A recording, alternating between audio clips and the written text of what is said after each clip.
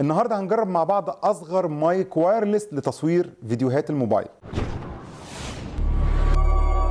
يلا بينا نعمل انبوكسنج للمايك ده ونشوف الفرق ما بينه وما بين المايك اللي انا متعود اسجل بيه دايما. المايك ده انا جبته من امازون، وزي ما انتم شايفين كده الباكنج بتاعه محترم جدا. المايك ده كان سعره 124 درهم وقت ما جبته، والحقيقه نط في اسبوع بقى 300 درهم. انا مش عارف ليه. في منه ثلاث انواع: 2 مايك وواحد ريسيفر من غير الباور بانك، او واحد مايك واحد ريسيفر، او 2 مايك وواحد ريسيفر مع الباور بانك. وده اللي انا جبته فعلا زي ما حضراتكم شايفين. وده كابل الشحن بتاعه تايب سي بيتحط كده من تحت العلبه زي بالظبط الايربودز، نفس الفكره. وده الكتالوج بتاعه. نرجع الكابل مكانه، واهم حاجه العلبه الجميله دي باور بانك تايب سي، وتفتحه كده بشياكه تلاقي فيه الريسيفر او هو اللي بيتحط فيه الايفون. المدخل بتاعه هو لايتنج بورت، وده المايك الاولاني الصغير. وفيه على فكره من الجنب كده مدخل تايب سي برضو. وزي ما انتم شايفين فيه زرار في الجنب كده عشان تشغل المايك وتطفيه منه وقت اللزوم، وشويه اوبشنز ثانيه كده لسه هكتشفها مع الوقت. هنشيل كده على البروتكشن بتاعه اللي هي الورقه الصغيره دي عشان نحطه كده ويبدا ان هو يشحن. اللمبه نورت والمايك نفسه اللمبه بتاعته نورت اللون الاحمر. نشيل البروتكشن برده بتاعه المايك الثاني. وزي ما احنا شايفين كده ده مدخل التايب سي بتاعه، تصميمه ظريف جدا وجميل جدا. وكمان الباور بانك بتاعه نفس برده فكره الايربودز، ان هو فيه ماجنتيك بيسحب المايك لتحت ويثبته.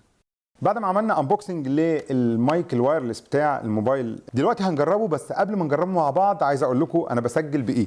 انا حاليا بسجل بمايك بويا وايرلس WM2G اللي هو بيجي بجهاز سندر، وده الريسيفر بتاعه بيشتغل ببطاريه كده. هتشوفوا الريفيو بتاعه في اللينك اللي انا هحطه، ولو بتتفرج عليا من اليوتيوب هتلاقيه في الانفورميشن فوق. بس المشكله ان المايك البويا ده ما ينفعش يتوصل على الموبايل، وعشان اسجل فيديوهات سريعه واستخدم الموبايل بره، اكيد الميكروفون بتاع الموبايل مش هيلقط صوتي لو انا كنت على مدى بعيد شويه. فطبعا لجأت لان انا اجيب المايك الوايرلس الصغير ده اللي هو المخصوص للموبايل. طبعا في نوعين منه، ممكن يبقى تايب سي او لايتنج بورت زي بتاع الايفون. انا جبت اللايتنج بورت زي ما حضراتكم شايفين كده، وهنبدا مع بعض نجرب الميكروفون الصغير الوايرلس في تسجيل الفيديو ده. هو كده على وضع السليبنج مود رغم ان هو مشحون، فهدوس بس على الزرار اللي في الجنب كده.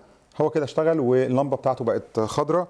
دلوقتي هبدا اقارن الصوت، الفرق ما بين المايك البويا الوايرلس والمايك الصغير ده بتاع الايفون. دلوقتي انا بتكلم من المايك البويا. المايك البويا دلوقتي اللي حضراتكم سامعيني دلوقتي بيه ده المايك البويا، واللي صوته طبعا مكمل بيه من اول الفيديو.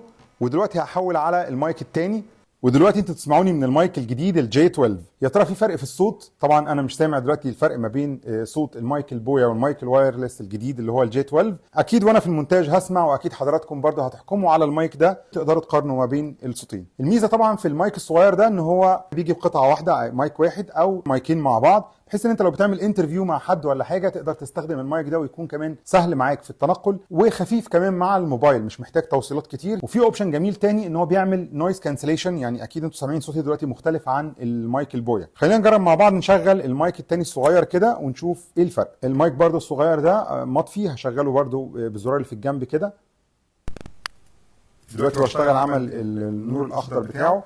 طبعا اكيد الصوت اختلف شويه، بقى اقوى لان دلوقتي هم مايكين اللي شغالين، مايك اهو من قريب ومايك تاني متعلق هنا في الهدوم. خلاص انا لو مش محتاج المايك ده برجعه الباور بانك بتاعه ويبدا يشحن من تاني على حسب ما مكتوب في مواصفات المايك. باور بانك بتاعهم ده في بطاريه طبعا من جوه وبتتشحن عادي زي الايربودز بالظبط، او السماعات اللي هي الوايرلس اللي بيجي معاها تشارجنج بوكس. تقدر ان انت تستخدم المايك ده بعد مثلا ساعات تصوير تحطه تاني في البوكس بتاعه ويبدا يشحن 4 دورات شحن. زي ما قلنا ان مدخل الشحن بتاعه هو تايب سي، لكن القطعه الصغيره اللي بتتوصل بالايفون ممكن تكون لايتنج بورت او ممكن تكون USB تايب سي. في اوبشن تاني جميل برضو ان انت تقدر تشيك على صوت المايك ده هل صوته كويس ولا لا وانت بتسجل كمان. هنعمل ازاي الكلام ده؟ بس هنجيب هيدفون تايب سي زي ما حضراتكم شايفين، وهوصلها بالمايك الوايرلس اللي انا موصله دلوقتي كده عشان نشيك على الصوت الاول هل الصوت كويس ولا لا. بمجرد انا وصلت كده المدخل ده اقدر ان اسمع صوتي لايف.